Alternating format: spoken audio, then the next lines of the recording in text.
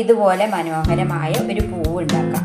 അതിനിതാ orange 3 എണ്ണം വേണം, പച്ച 3 വേണം, വെള്ള 2, അങ്ങനെയുള്ള സമചതുര കഷ്ണങ്ങൾ എടുക്കുക. അങ്ങനെ എടുത്തിട്ട്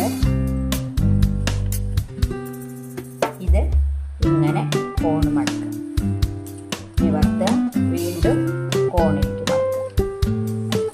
ഇത് തിരിച്ചു വെച്ചിട്ട് അടിയിൽ നിന്ന് മുകളിലേക്ക് മടക്കുക. തുറക്കുക, ഈ ഭാഗവും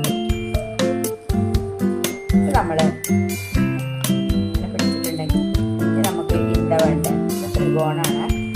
ഒരു ത്രികോണം, അതിൻ്റെ ഉള്ളിൽ മുകളിൽ 2 ത്രികോണങ്ങൾ ഉണ്ടാക്കണം. അപ്പോൾ ഇത് ഇങ്ങനെ വയ്ക്കുക.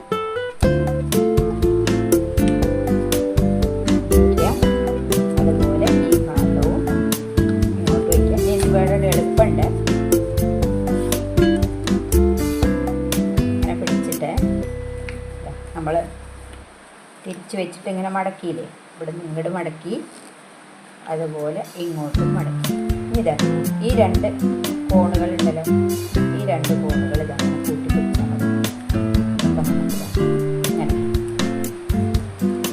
എന്നിട്ട് തുറന്ന ഭാഗത്ത് നടുവിലേക്ക് ഇതുപോലെ മടക്കുക. അതുപോലെ ഈ ഭാഗവും മടക്കുക. ഈ അടിയിലുള്ള ഭാഗത്ത് മുകളിലേക്ക് മടക്കുക. നിവർത്തിയിട്ട് ഈ മുകളിൽ നമ്മൾ മടക്കിയതില്ലേ, ആ മടക്കുപാട് കൂടി താഴ്ത്തിക്കാം. നല്ല വൃത്തിയിൽ ഇതുപോലെ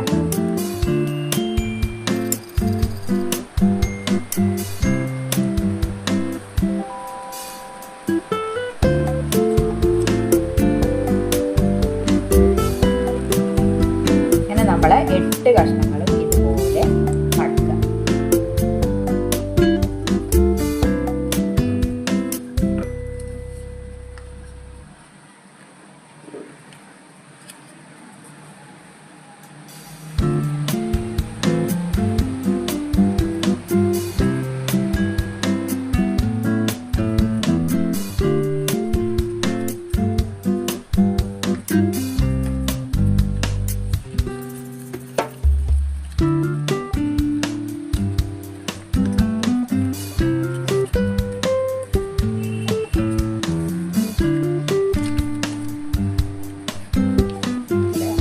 മടക്കുപാടുണ്ട്, ആ മടക്കുപാട് കൂടി നേരെ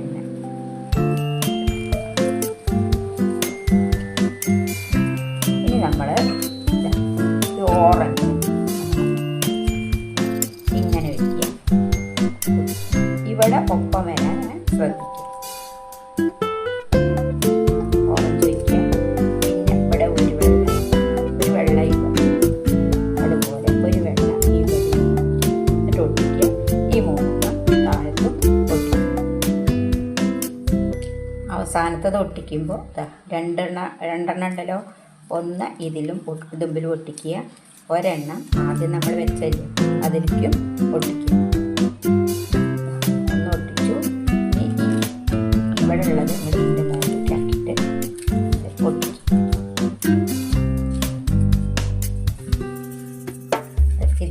ഇതുണ്ട് വെച്ചിട്ട് ഒട്ടിക്കുക. ഇനി ഇതിൻ്റെ നടുവിലൊരു ചക്രം വരച്ച്